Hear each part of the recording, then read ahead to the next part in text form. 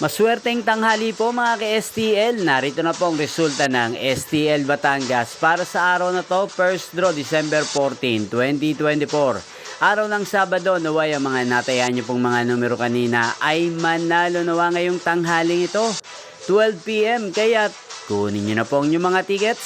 Narito na po ang resulta.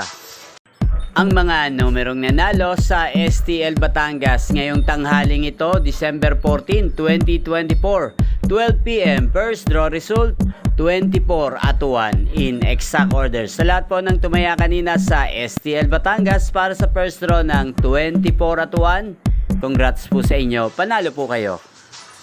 At ngayong tanghaling ito, shoutout po natin sa STL Batangas si Ate Lovely. Ate Lovely ng Batangas, shoutout po sa iyo. Naway nasa mabuti ka pong kalagayan. At sa lahat po ng mga taga Batangas dyan, shoutout po sa inyo, especially sa aking mga subscribers na walang sawang nanonood ng aking mga videos.